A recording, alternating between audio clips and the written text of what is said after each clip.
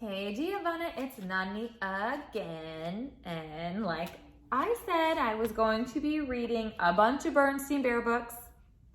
So the next one I'm going to be reading, I don't know if you remember this, probably not, because you're just a baby, but I read this to you the other day on FaceTime. It's the Berenstain Bears and the Eager Beavers. All right, here we go. It was a quiet, relaxed afternoon at the edge of the forest where the Bear family lived. A little too relaxed to Mama Bear's way of thinking. Papa Bear was snoozing in his hammock, Sister Bear was playing jacks, and Brother Bear was practicing paddleball. "Papa," she said, shaking the hammock, "there's work to be done. The steps need fixing, there's loose bark around the front door, and we're losing a shutter." "Later, my dear, later," mumbled Papa. Mama looked at the cubs. "And don't you have homework to do?" she asked. "We'll get to it," they said. That's when Sister noticed what was happening across the road. "Look," she cried, "Mr. Skunk's putting a for sale sign on his house." The Bear family had been pretty nervous when he moved in. Folks tend to be nervous about skunks, but he turned out to be a very good neighbor, and the Bears would miss him. "Who will be moving in?" Brother asked as they helped him load his belongings onto the truck. The house was much too small for Bears.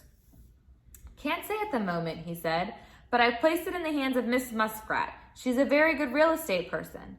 "We'll keep in touch," called Mama as they waved goodbye. "I hope whoever moves in has kids," said Sister. The next day, Miss Muskrat brought a family of bunnies to look at the house.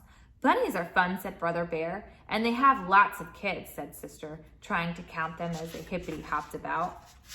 "Nice place," said Mr. Bunny, "but much too small for our growing family." "It could easily be expanded," said Miss Muskrat. "Not as fast as our family," chuckled Mr. Bunny, and he and his family hippity-hoppity down the road. A day or so later, Miss Muskrat brought a porcupine couple to look at the house.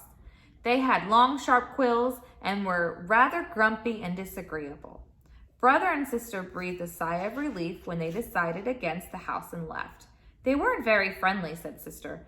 "Porcupines tend to be a little prickly," explained Miss Muskrat. Later that week, when the Bear family was gathered in the kitchen, Mama announced there's a family looking at the empty house, a couple with a youngster. "Look at those funny tails," said Sister. "I bet they're great at paddleball," commented Brother.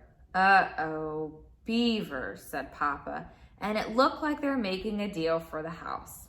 "What's the matter with Beavers?" asked Brother. "Plenty," said Papa. "The hardest working critters known to nature. Bunch of workaholics. They're not called Eager Beavers for nothing." "What's a workaholic, Papa?" asked Brother. "It's somebody," he said, "who doesn't know how to have fun." "It's also," said Mama, "a word made up by lazy folks to put down those who aren't. But be that as it may, those Beavers will be good, hard-working neighbors, and when they move in, we're going over there and welcoming them with a jar of our special honey." "Welcome," said Mama when the Beavers moved in.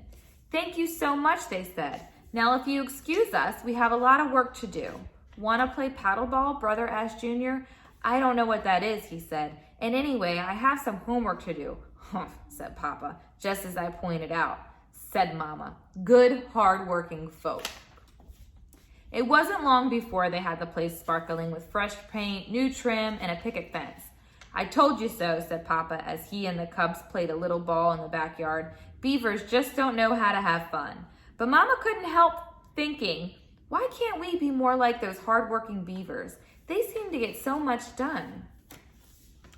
And while hard work isn't catching like measles or the sniffles, even Papa noticed that the treehouse was beginning to look a little shabby compared to the Beaver's house. So he began to do a little fixing up of his own. He repaired the steps, took care of the loose bark, and fixed the shutter. Mama and the cubs were very proud of him. He was proud of himself. Meanwhile, across the road, the Beavers had taken notice of the Bears. "Just look at the time-wasting Papa Bear," said Mr. Beaver as he worked on a new bird bath. "Doesn't he have anything better to do than play with the cubs?" But Miss Beaver couldn't help thinking, why can't we be more like those fun-loving bears? They seem to have such fun. As Mr. Beaver watched Papa and the cubs play, a strange feeling came over him. Maybe having fun was catching. "Junior," he said, laying down his tools, "how about you and me play a little game of checkers?" What about the bird bath and my homework? Asked Junior. The birds can wait a little bit longer for their bath, he said as he set up the checkers on Junior's table. And homework doesn't spoil your move. Hey, look at that, would you? Said Papa Bear. I guess those beavers do know how to have a little fun once in a while. The bears and the beavers became friends as well as neighbors, and they learned from each other. The beavers learned how to have fun once in a while. The bears learned not to put off till tomorrow what they should have done the day before yesterday. Eventually, Brother Bear taught Junior Beaver how to play paddleball. He turned out to be a terrific player. The end. That is another Berenstain Bears and the Eager Beavers book. All right, Giovanna, I think I am finished for the day. I love you. Till next time.